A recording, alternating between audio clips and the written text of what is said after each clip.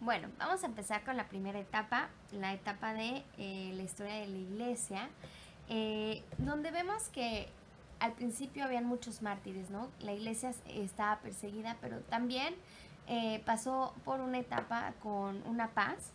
Y bueno, todo eso se debía a los reinados, ¿no? De las personas quienes estaban al frente del gobierno, del poder, ¿no? Hubieron reyes que sí estaban a favor de la cristiandad, pero había reyes que no. Pero los líderes de la iglesia llegaron a sufrir demasiado. O sea, creo que hasta el día de hoy pudiera decir que existen muchos líderes de iglesia que siguen underground, o sea, debajo de la tierra con iglesias que pues están sufriendo una persecución. Pero bueno, vamos a hablar de antes, o sea, del año 303 más o menos, donde uh,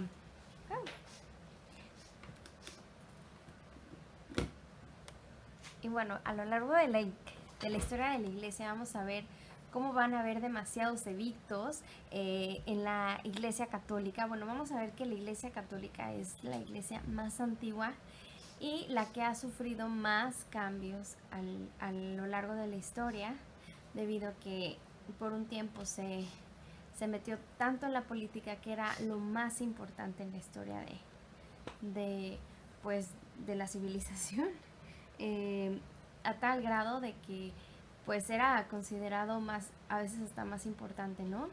Eh, Podemos ver a personajes importantes desde la historia de la iglesia, y podemos ver lugares importantes a nivel mundial, como es África. Yo no sabía, pero qué increíble que en África empezaron, en el norte de África, un grupo de cristianos más fuertes, ¿no? Los primeros cristianos, um, ahí para, para compartir de su fe, ¿no? Y de hecho las escuelas empezaron en África, yo no sabía eso, en los monasterios. En esa época donde empezaron a moverse diferentes corrientes, además del catolicismo, que era el cristianismo, los cristianos fueron considerados como herejes y, bueno, se llamaron algunos movimientos como gnósticos, que era hacia la razón, hacia todo lo desconocido, ¿no? La fe, todo esto, y el marcionismo. Ahí empezaron los discípulos. Como les comentaba, decían que Jesús era un gnóstico, ¿no? O sea, que era un mensajero celestial y que sus enseñanzas eran, pues, no tenían cuerpo físico, entonces o sea, decían el docetismo, ¿no? Había una tradición que los líderes desconocían el verdadero mensaje de Jesús, ¿no? Como que realmente el cristianismo fue atacado de una manera de que pues decían que era todo secreto y que no era accesado para todos, ¿no? Y bueno, empiezan ahí como que ciertas discusiones. Imagínense, desde la historia de la iglesia, de ver el Nuevo Testamento, entenderlo, interpretarlo, ¿no? Porque pues Pablo venía como que a decir que era para todos, no para nada más una clase social, o nada más para los judíos, o nada más para una cierta población, sino era para todos, ¿no? Existieron iglesias donde empezaron a hacer cánones, ¿no? Cánones bíblicos. Y empezaron las iglesias más importantes, como era Antioquía, Éfeso, Roma, y eran iglesias donde la descendencia era directa de los apóstoles, ¿no? Los apóstoles que estuvieron ahí con Jesús. Estamos hablando de ya 300 años después de que ya había venido Jesús. Y, ¿qué más? Empezaron a llamarse algunos gentiles como padres apostólicos, ¿no? Ahí en eso, bueno, en esa época donde estaba las iglesias de Antioquía y estaba en Roma en Italia, fue un lugar pues ahí donde está la iglesia más importante, donde está el Papa, donde está la iglesia católica. Empezó ahí a surgir obispos en Roma, que empezaron como que a poner cartas, ¿no? Cartas donde pues iban en contra de la Iglesia Católica, ¿no? Para pues levantarse y decir pues que no estaban de acuerdo con algunas cosas que la Iglesia Católica estaba haciendo. Y fue así como mucha gente empezó a buscar otras religiones, no nada más la cristiana, sino los musulmanes, eh, los islámicos, o sea, muchas... la gente, el ser humano tiene la necesidad de buscar desde la historia de la antigüedad, o sea, de la historia de la iglesia, pues algo en que creer, ¿no? Entonces, vemos también que la filosofía juega un papel muy importante en esa época y vemos nombres como Clemente, como quienes más así que están bien tratando de definir primero quién es Dios, quién es el diablo y, y al principio empezaban como que meter, infundir un poco un miedo, ¿no? Entre la población y hablaban de los demonios caídos y temas que hasta el día de hoy siguen siendo relevantes. Y empezaron como que a traducir del hebreo al griego, o sea, como que en esa época estamos hablando de la primera etapa, cómo empiezan a haber varias versiones de la Biblia, que vemos que la Septuagésima es la más importante, ¿no? Al hebreo, pero bueno, vemos que la Biblia es el libro que más traducciones ha tenido hasta el día de hoy y vemos cómo empezó a traducirse la versión que nosotros tenemos en español del hebreo, después al griego, después al alemán, después al inglés y después al español. Y bueno, que somos muy afortunados de tener la Biblia. Pero bueno, ahorita decimos por qué. Tener la Biblia es algo muy padre porque vamos a ver por qué muchas personas siguen dando la vida hasta el día de hoy y que han sido presos. Y por ejemplo en China, si te cachan con una Biblia, puedes ir a prisión por muchos años. Y vemos que muchas personas se han dedicado a traducir, a seguir pues a creer realmente en el Evangelio, ¿no? Y bueno, vamos a ver ya la Iglesia imperial, ya cuando la Iglesia dejó de ser perseguida, pensaban que ya en Constantinopla pues ya iba a estar todo bien, pero aquí en esta parte el cristianismo empezó a desviarse de lo que era su central, su core, ya que, bueno, Constantino hizo que el cristianismo se fuera la religión oficial. Entonces como que ya todo el mundo se convertía o se llamaba cristiano nada más por tener ciertos privilegios. Entonces realmente ya no eran cristianos de corazón, sino eran por conveniencia. Además, empezaron a ser personajes importantes en la política. Entonces, bueno, más bien sí, la religión cristiana como que se empezó a desvirtuar y empezaban a servir a la iglesia, pero también al pueblo. Entonces, creo que cuando ya mezclas el dinero y con el poder, pues ahí es la mezcla perfecta para el fracaso, ¿no? Entonces, vemos ahí como el imperio pues no funcionó. Había personas que ya buscaban, como les comentaba al inicio, el bautismo nada más por pura conveniencia, pero ya entonces para esto hay muchísimos cristianos, ¿no? Ya, pero bueno. Ahí vemos después el monaquismo. Los monjes empezaron ya como que a separarse de la gente, cómo empezaron a excluirse, a vivir una vida más santa, más pura en las montañas, y ellos pues son los que empiezan a tener unas corrientes más fuertes y más sólidas que hasta el día de hoy existen, como pues ahorita por ejemplo en México tenemos los jesuitas, que fueron personas que realmente pues se consagraron, ¿no? No tenían contacto con la sociedad, ¿no? Y ya pues vivían en comunidades y empezaron a generar las universidades, ¿no? Ahí era el único lugar donde se podía obtener el conocimiento, y vamos a ver que en Europa había un desorden de ignorancia, porque bueno, se concentraba todo el conocimiento ahí en las universidades. Vamos a ver otros que son los franciscanos, vemos otros donde empiezan ya la reforma protestante, ¿no? O sea, como que ya la Iglesia Católica, por otro lado, ya está más enfocada en regir en la política. Y llegó un momento en que pidieron a toda la población entregar sus Biblias. Por eso empezaba a decir que qué importante ahorita es tener la Biblia, ¿no? Diocleciano, él pidió que todas las Biblias se entregaran, ¿no? Qué fuerte.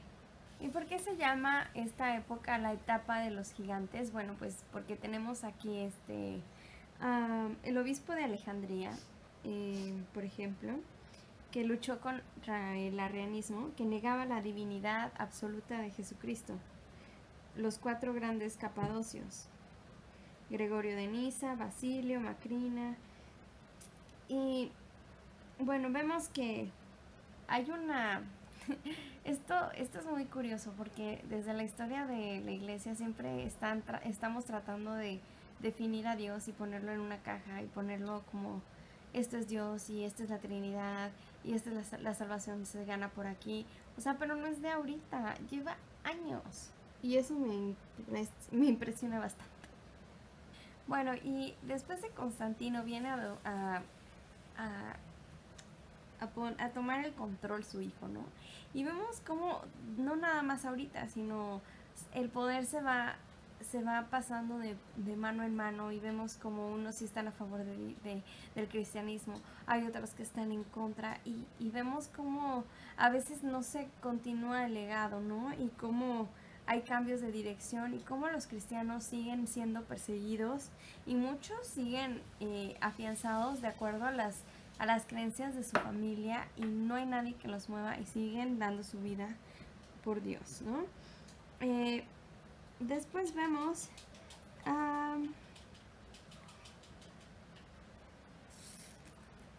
muchos personajes, ¿no? Para el año de 381 vemos que Roma hay muchas mujeres aristócratas, hay personas que, bueno, Roma fue saqueada en los años más o menos por los godos en los años 400. Agustín de Hipona fue el más grande de los gigantes. Fue fuera de los autores del Nuevo Testamento. Ninguno ha tenido más influencia en los siglos subsecuentes. En la Iglesia Occidental, en Tagaste, en África y Namibia, ¿no? ¿Quién se iba a imaginar que en África había gente cristiana, ¿no? Y tan importante, ¿no? Vemos, bueno, esa es la parte 2. Bueno, entonces ahora voy a continuar con la época de la Edad Media, la era de las tinieblas. Gracias. En Roma vemos ahorita que vamos a ver en el año 400 más o menos hasta el mediados del siglo XI. Vamos a ver que los romanos llamaban bárbaros a todos los pueblos que no hablaran el latín o el griego. Entonces vamos a ver que aquí Alemania empieza a jugar un papel importante. Vamos a ver que va a haber muchos vándalos. El vandalismo empiezan a atravesarse el río Rin. Empieza como que a ver el río Danubio, como que empieza a haber todo esto está pasando en Europa, ¿no? Todavía no vemos qué está pasando en América, porque en América estábamos todavía creyendo en deidades eh, astrales, ¿no? Y la Tierra, el Sol, la Luna. Y en Europa, bueno, ya andaban en carruajes, ya andaban con el invento de la rueda, o sea, ya andaban en otro súper avanzados, ¿no? Y bueno, hasta que ya después España, pues invade lo que es América Latina, etcétera. Y bueno, llevan lo más importante, ¿no? Que es el catolicismo, y empiezan a conquistar pues todas estas culturas, naciones que pues a fuerza, bueno, hay una teoría en que dicen que no fue a fuerza porque ellos creían que iba a llegar de parte de Dios, otro Dios, entonces dicen que pues realmente no se abstuvieron o no pusieron mucha fuerza, ¿no? Entonces, bueno, hay varias teorías, ¿no? Vemos aquí los reyes de España, por ejemplo, en el año 589 que la religión católica se constituyó como la religión principal. Y vamos a ver ahorita algo muy interesante, que en Kent, en Inglaterra, ahí vamos a ver que hay un papa, Gregorio el Grande. Ahí empieza la conversión de los anglosajones, ¿no? Ahí vemos cómo en Inglaterra empiezan a surgir pues unos cristianos muy, muy fuertes, misioneros también. Vemos que en Europa vamos a encontrar muy importante en Inglaterra. Pero también vemos que la Iglesia Católica está sufriendo cambios positivos y también negativos. ¿Pero por qué? Porque el prestigio y la autoridad de los obispos en Roma dentro de la Iglesia vemos que está creciendo, y de tal manera en que al Papa le dicen Papa por papá, porque era como, representaba como un lugar distinguido, ¿no? Como algo de cariño, ¿no? Y tienen un poder muy grande, ¿no? Los papas, bueno, vemos que hasta el día de hoy es una figura pues muy, muy, muy relevante, ¿no? Y que sigue pues tomando cierta relevancia su opinión, no tanto como antes, pero bueno, sí, sí es relevante, ¿no? Y más que ahorita el Papa es argentino, habla español, eso creo que nunca se había visto, es latino, o sea, es algo que estamos viviendo muy interesante ahorita en la Iglesia Católica. Pero bueno, vemos algunos papas muy importantes que se llaman, uno es León I, que era como el grande, ¿no? Le llamaban, y Gregorio. Esto es más o menos en el año 590, más o menos en el año 600. Vemos también las tribus germánicas empezar a migrar hacia el occidente. Y Constantinopla se vio amenazada. Sí, sí, sí. Y vemos que el propio Papa no pudo como evitar que los vándalos tomaran la ciudad de más o menos en el año 455. ¿Y qué más vemos?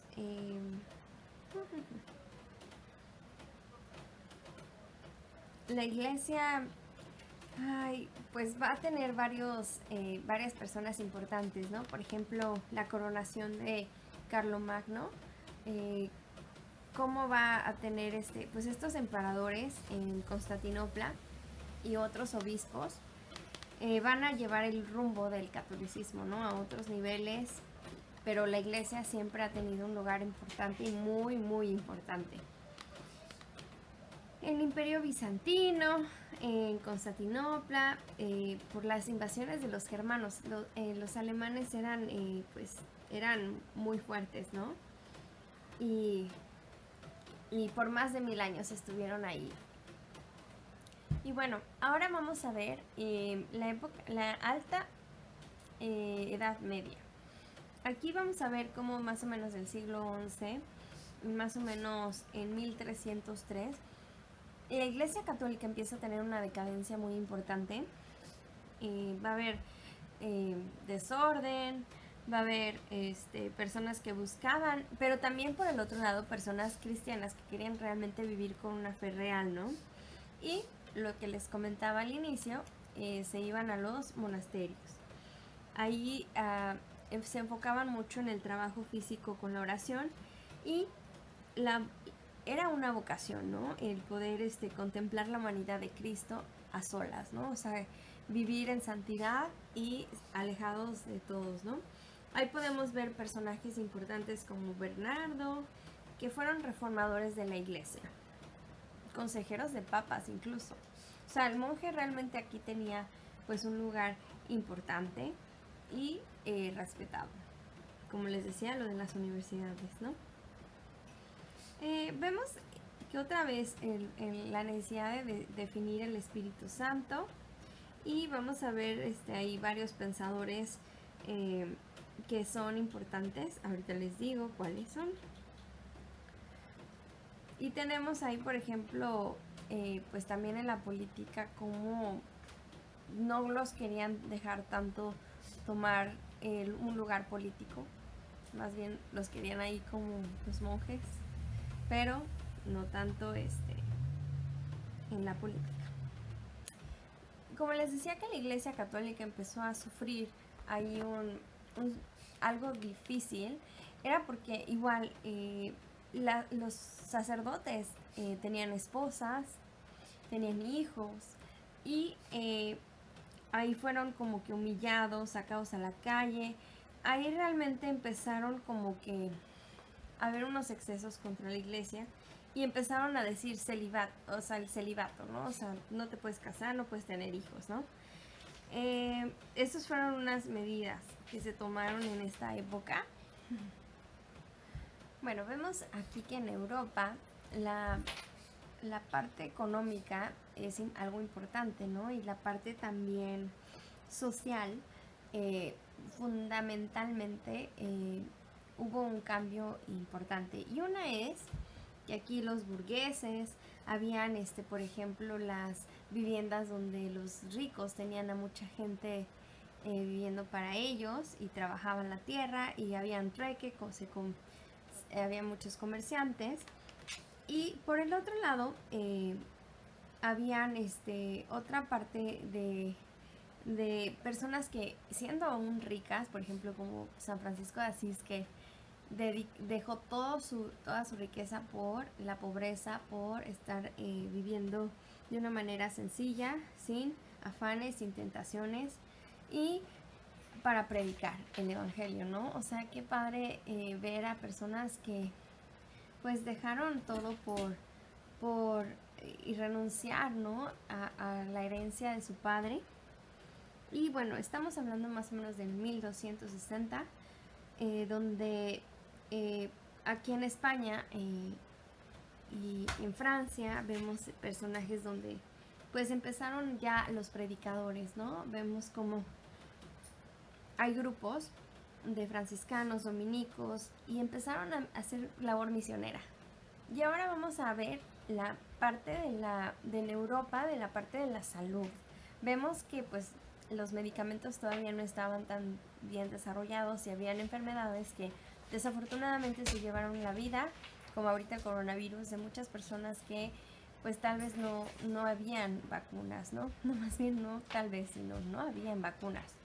Y vamos a ver en la Edad Media, en la época baja, donde eran los sueños frustrados, más o menos en 1300 pasó lo que está pasando ahorita, más o menos, una peste, la peste bubónica, y el orden social y la economía se vino abajo. Y por otro lado, también surgieron predicadores cristianos que fueron considerados como herejes, y de hecho fueron separados, fueron alejados, fueron desterrados. Para una parroquia, por ejemplo, Juan Wycliffe, un profesor de Oxford, donde se le declaró como hereje, ¿no? Qué triste. Y bueno, vemos que los papas empiezan como que a tomar un papel muy fuerte, ¿no? Otra vez vemos las cruzadas, Y vemos, hay una corrupción muy fuerte en la iglesia y un desorden. En la población hay descontento y, y muchas personas como Juan Cliff ay, no sé cómo pronunciarlo, empiezan a poner afuera de las iglesias como ciertas verdades que empiezan a despertar en la población, pues enojarse contra la iglesia católica, ¿no? Hay mucha corrupción en la iglesia católica, es por eso que se necesita, necesitaban, pues reformarla, ¿no? Y bueno, empezaron a hacerse más divisiones de la religión, como por ejemplo los ortodoxos, empezaron a florecer otras divisiones de, pues, de lo que es el cristianismo, ¿no? Y vemos ya la reforma, la época de los reformadores, desde 1500 hasta 1600, vemos Martín Lutero, ¿no? Empieza con una reforma de las 95 tesis y vemos también que se descubre América gracias a Colón. Y vemos que la Iglesia Católica empieza como que a entender que ya necesitaban hacer un cambio por toda la historia y todas las malas prácticas que llevaban desde hace mucho tiempo. Y sabían que necesitaban hacer un cambio moral, espiritual, pero no doctrinal, que es ahí donde los cristianos empezaron a irse por ahí, ¿no? La doctrina. Martín Lutero y el luteranismo empieza a ser muy fuerte en 1500 ya, ¿no? Empieza a expandirse el luteranismo en el norte de Europa, en Alemania. Vemos que también se empieza a expandir muy fuerte porque pues encuentran una verdad, ¿no? En los creyentes, en su fe. A partir de que Lutero, bueno, surgió en Suiza, algo reformador, algo independiente. Y también empezó Calvino, Juan Calvino, y se empiezan a reunir como intelectuales a estudiar la Biblia, ¿no? Y empiezan a hacer en Zúrich, ahí en Suiza, pues algo muy padre, una reforma muy fuerte que llegó a hacerse independiente. Y al principio querían decir que era una parte católica, pero ya no se pudo llegar ahí a un acuerdo. Y por Ginebra pasaba un reformador, Perel, y bueno, se unió también, o sea, eran realmente personas muy influyentes ahí en Europa que empezaron a letrados, ¿no? O sea, eran muy estudiados. Y Lutero había sostenido el cuerpo de Cristo, o sea, la iglesia empezó a hacerse esto ya muy fuerte. Y Calvino se separa, ¿no? Tristemente por una definición doctrinal. Y esto sigue pasando hasta el día de hoy, ¿no? Hay iglesias que pues no nos hemos unido.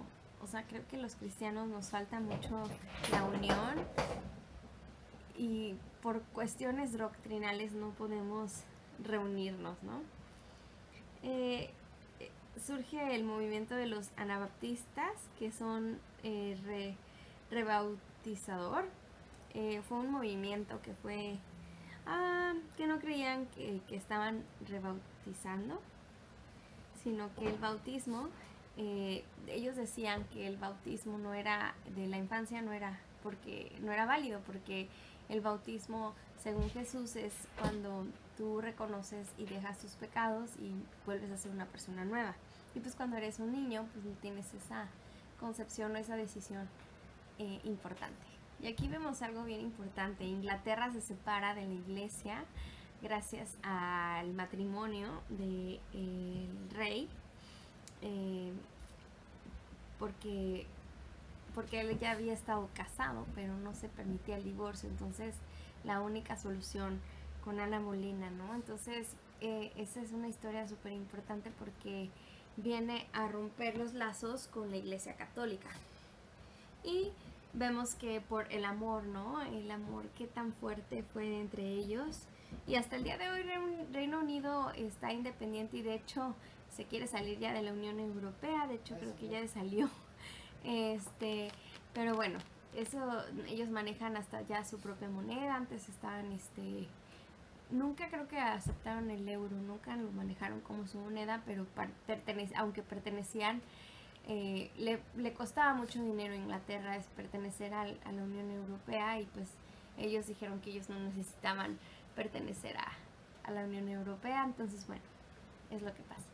Y bueno, como les comentaba, ya en México, bueno, en América Latina ya habían llegado los españoles con la llegada de Hernán Cortés, de todos estos personajes como Colón, y que empezaron a fundar un episcopado, ¿no? O sea, ellos venían con la idea de que todo América Latina le llevara todo el oro a la corona, ¿no? A todo, o sea, esa eh, expedición era pues con el objeto de pues mantener la corona, ¿no? Y vemos como la Virgen de Guadalupe empieza a surgir y vemos como Tenochtitlán pues es derrotado, ¿no?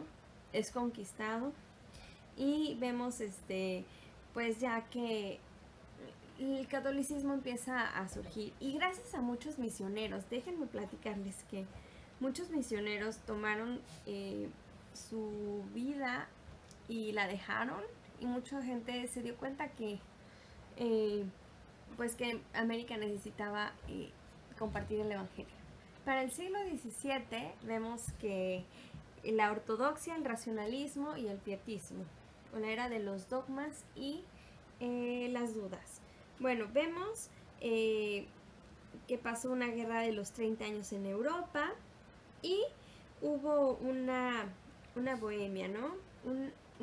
En Bohemia, a raíz de la famosa defenestración de Praga, hubo una guerra que hizo que involucró Alemania, Dinamarca, Suecia, Francia y terminó con la paz de Westfalia, ¿no?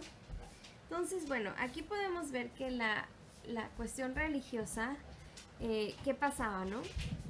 Bueno, podemos ver aquí que el protestantismo era fuerte. Los protestantes empezaron a marcharse pues por todos lados, a Holanda, Dinamarca, se hizo una liga protestante muy fuerte. Y el rey de Francia se hizo católico. Y desafortunadamente el rey de Francia empieza una persecución contra los protestantes.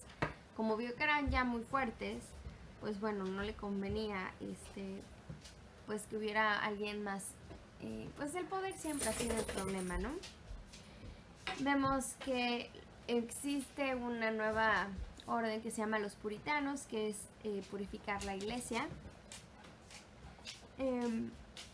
Vemos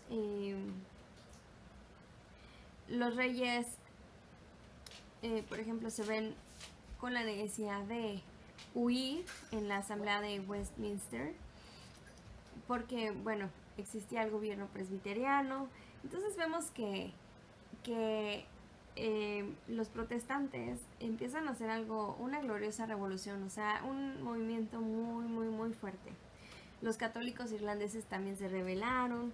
Entonces, desafortunadamente no nos hemos podido poner de acuerdo desde toda la vida, ¿no? Y vemos aquí en el año de 1563 hay un concilio de Trento, donde marcaría el rumbo de la Iglesia Católica. ¿Qué más? Vemos la Casa de Borbón, que se adueña de Europa, Francia, España, Portugal. Entonces, bueno, vemos que hay movimientos luteranos, calvinistas, que siguen fuertes, ¿no? Y que existe un concilio de Trento. Bueno, vamos a ver varios cristianos que fueron muy importantes en esa época, como por ejemplo los misioneros, ¿no? Que empezaron a moverse por Groenlandia, al norte de Sudamérica, por Sudáfrica, por India. Y uno de ellos es Wesley, ¿no? Hicieron un grupo santo. También fueron a Estados Unidos y ahí no les fue muy bien. Bueno, sí, de hecho sí, empezaron como que unos no convertían a nadie y se regresaban, ¿no? Otros empezaron como que a tener mucho éxito porque predicaban al exterior. Y por último vemos misioneros que se sacaron de onda al ver el cristianismo que se estaba predicando en Estados Unidos y bueno, se regresan a Inglaterra porque no ven que se esté predicando el evangelio en sí, sino nada más como algo muy superfluo, ¿no? Y bueno, vamos a ver que hay un avivamiento en Estados Unidos en 1734 y, y bueno, eso es todo por la línea del tiempo de la iglesia y estoy muy feliz de ver las personas que dedicaron su vida y arriesgaron todo por el evangelio.